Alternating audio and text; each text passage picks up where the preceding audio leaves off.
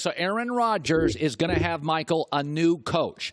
In your career, 3 or 4 times, you got a new coach. How long does it take between there is symmetry? You're looking at each other and you're on the same page. It takes about a good 3 months.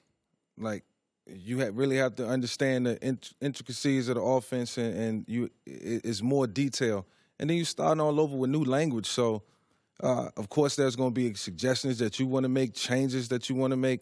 Ideas may come up, things may surface, and if that coordinator if he's coming in with a system where this is his system, but you see things that you may not like or may not be comfortable with, then you start from scratch, and you have to figure out a way to, make it to everyone's liking, and that the play caller can call it when you want it as a quarterback and when you want it in the game at the right time. So it's all about feel in this situation. It's very difficult. Luckily for Aaron Rodgers, this only happened to him once. It happened to me 3 or 4 times. So it makes a difference in your makeup and your performance. Why was Andy Reid probably the best of your changes? What did he do that perhaps the others didn't do as well as Andy Reid? I think Andy believed in me in the passing game, and Andy, as you can see with Patrick Mahomes, Donovan McNabb, Kevin Cobb, anybody who lined up under center, they had success.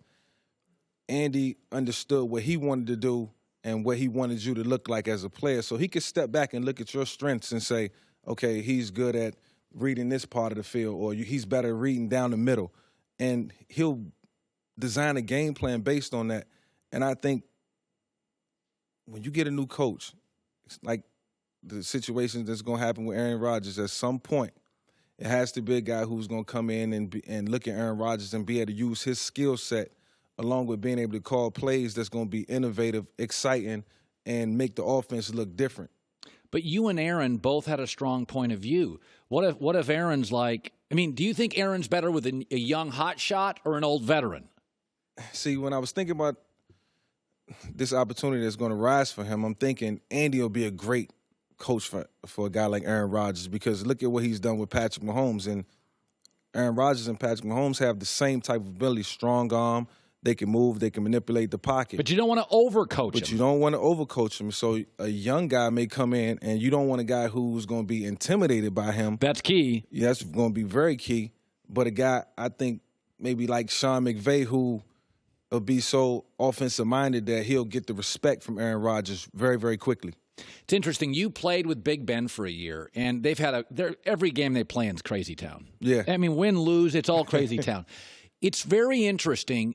Big Ben, you once told me, is different than other quarterbacks you've played with. Like you said, his audibles are simple. Yeah. Like why? When I watch him, you've just always said it was different around Big Ben. Why? It was just greatness. I could see why he had won 2 Super Bowls, why he had won so many games over the course of his career with various offensive coordinators. But it's pretty much Big Ben, and he sets the tone for the offense during the week. He comes in, he figures out what he likes and what he don't like. During the week, if it's a play that just didn't click too well, he'll take it out. It's gone, it's out. And Ben had the uncanny ability to just take the game over himself.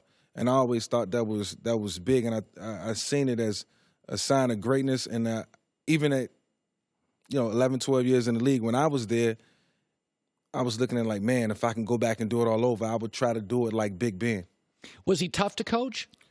He wasn't tough at all, and he didn't need a lot of coaching. He just needed advice. Advice. Yes, like, okay, Ben, here's the coverages that you're going to see. What do you like? Ben will sit there, he'll jot things down, he'll watch film for about 30, 40 minutes, he'll talk a little bit, and then he'll move on, and he'll go out on the field, and he'll execute it, and then things may come up, and he'll change the play. I think that's why so many different moving parts with this team, and it changes week to week as we see. One of the guys that is terrific, but you had questions about him. I remember you didn't love Deshaun Watson out of college. Yeah. You thought he was, I think, a system quarterback. Yeah. What did you doubt, and what are you seeing? What do you make of his rise? Well, I think what he's doing right now is phenomenal, and I didn't doubt whether he would be a good pro quarterback. I just questioned, could somebody find the right system that would suit his style of play? And he landed in the right hands with Bill O'Brien.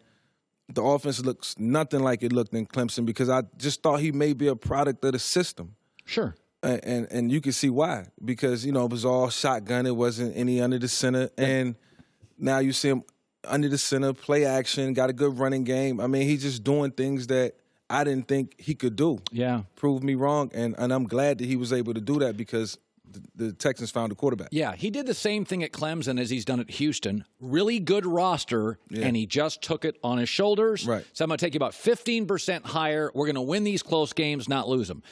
New England last night. I said this. They remind me of do you drink? You're not a coffee drinker, are you? Occasionally. Okay, so I go to Starbucks or Pete's. I like Pete's. Yeah. A good business, everywhere I go to Pete's. If I go to a Pete's in Atlanta, if I go to a Pete's in L.A., if I go Consistent? It's the same thing. Okay. When I watch New England, Mike, every game looks the exact same. If you in your prime would have been with Belichick, I wonder, would you have been bored with this? It's so much about precision. It always looks the same, regardless of the personnel that's on the field. It's a thing of beauty to be able to watch Tom Brady and Bill Belichick year after year be so consistent. And you put anybody in the lineup, and these guys are going to get it done. I think it's a mindset. I think they're very intelligent. And what's the difference between Tom Brady and Bill Belichick from the other 31 teams in the league that had multiple coaching firings and offensive coordinators getting fired and defensive coordinators getting fired? Why are they able to do it over and over again, time and time again? Because they literally drive to work every day, and they know what their teammates and coaches are thinking. It's a well-run business. It's a well-run business, and that's why they're so tough to beat. I mean, I look at the New England Patriots every year like they're going to be contending in the Super Bowl, and that's just because of what they've been able to prove over and over again, season after season. Finally, Lamar Jackson. He's better than I thought. Better than I thought. Well, I knew he was good. I just thought in a pro football setting, NFL setting, when the hashes get tighter, things might not be. When you say efficient. hashes get tighter, what does that mean in my audience? Because in college you got the wide hashes, so you can stretch the field and you can use your speed. I did it. I basically killed it in college, and Lamar did the same thing. The only thing I thought about him falling into the right hands, and Marty Morningweg has done a great job with this kid. You had Marty. Yeah, I had Marty, and Marty understands what it takes to make a running quarterback successful. And I will say this: you and Lamar are not huge athletes like a Ben. Yeah. Like Andrew Luck is big. Right. Smaller stature. Do you worry that Lamar running around gets tagged once or twice? Well, I like what they're doing right now. I like the fact that Lamar is doing what he needs to do to win football games. I like the fact that Marty is structuring the offense around him and taking advantage of his talents because, look, they're sort of in dire straits right now. They have to win every game. Right. It's critical. But I do worry that he may take on too much. He may get hit too much down the stretch. But they got to do what they got to do. Yeah. And as he gets older, it'll get more difficult. But the most important thing is him finding a way to take care of his body week in and week out. Yeah. When you first came into the league, you admitted you were just having fun. You were running around, and you didn't really think much about the body thing. Right. And then somebody tagged you. Yeah. And then you were sore for a month, and you're like, I got to figure this thing out. It made me want structure. I wanted to evolve as a passer so that my running game could just become an asset. Me taking off and scrambling for 15 yards can be something that happens periodically throughout the game, but for the most part, I'm 80% pass, 20% run. I really wanted it to be that way, and I worked extremely hard, and I always stressed that to Jim Moore, Greg Knapp, who I had early in my career in Atlanta, and just felt like, if I can evolve as a passer, I'll be a better asset to my team. Good seeing you, bud. Get on that plane. Good seeing you. Hi, everybody. Thanks for watching. Subscribe here to get the latest from the show.